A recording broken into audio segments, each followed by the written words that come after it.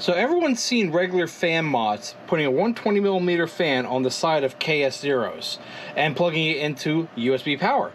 I'm going to try a different way today.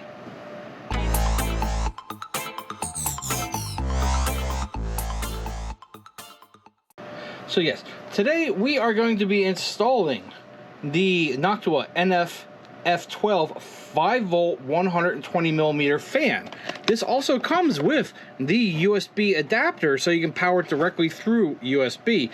I want to try something a little different. Let me turn off my unit because I got my unit and then not Yeti's unit. It's Mrs. Yeti's. If I don't say it's Mrs. Yeti's, Mrs. Yeti is going to have my head. It's her monitor.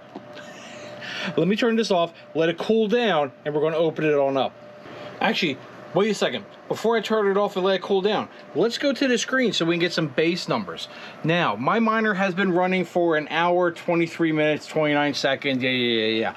It's doing 161 gigahash on the XO150 BIOS. It's on the 150 gigahash BIOS. Only 2% rejection, and the big thing is our temperatures. Temp 1 is 63C, temp 2 is 73C. Knock stuff over. With fans at 5100 RPM, the two built-in little 40mm fans.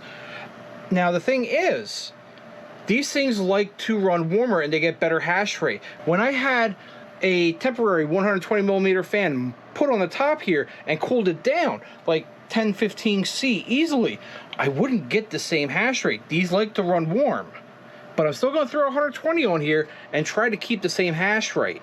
So now let's turn it off, cool it down, and open it up.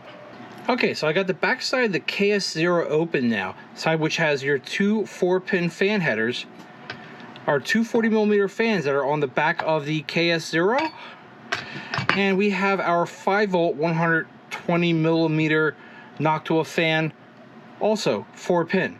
Now, of course, you can't just directly plug it in here, and the reason why I want to plug this in here is since the fans are automatically controlled by a temperature sensor and the firmware of a KS0, instead of just having this run all the time and overcooling the KS0, just give this as added capacity and let it hopefully control the fan speed and turn it on and off as needed. So to accomplish this, we're going to unplug one fan. We're going to, where did I put them? Right here. I have these extra from another project.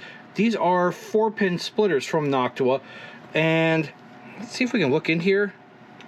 I'm not sure if you can see it. This one has 4 pins, so this is a full pass-through.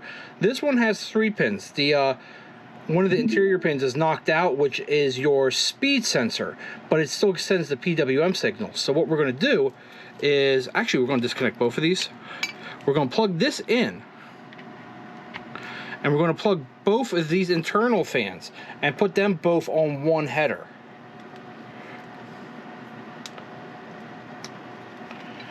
Then we're going to take this fan, if I can get it off here, plug this one into the other header and run it right out the side.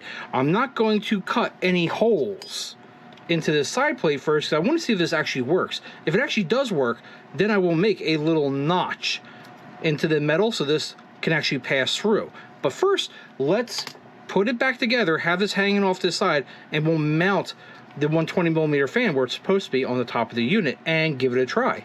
So there's definitely enough length on the cable here that it easily fits on the top, and I got some extra screws that should fit the right thread. They're definitely way too long, but thankfully the heatsink fins are nice and long too, so the extra length of these screws shouldn't be an issue.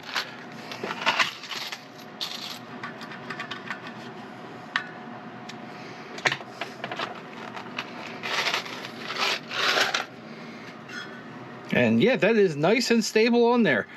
You can see we're just passing through. So let's get some power, let it run for about 20 minutes and see if it starts auto throttling itself. It is running. And if we switch it on over here, hopefully you can see it. Yep, the little fans are also running too. If we go on over to the software, we can see we've been running for at least 15 minutes, actually 16 minutes and 47 seconds, 1.7% pull rejection rate, 160 gigahash, Our temperatures currently are 53 on temp 1 and 66 on temp 2. Slowly creeping back up after the fans kicked on. It did go up to 71°C. The fans kicked on at their current state. Fan 1 must be where I plugged the 120mm in because it's only running at 804 RPM. And the other two fans are running around 24 to 2500 RPM. And if I switch on over here real quick to mining setting, you'll see that is a automatic 50% that is set right now. So if we go back to home, running that fan at 50%, we're getting 804 RPM. It can auto control itself. I want to let this run for a little bit longer and see if we can get this temp back up to 70 and see if it auto ramps itself up to help compensate and bring this temperature back into the mid 60s where it likes to be.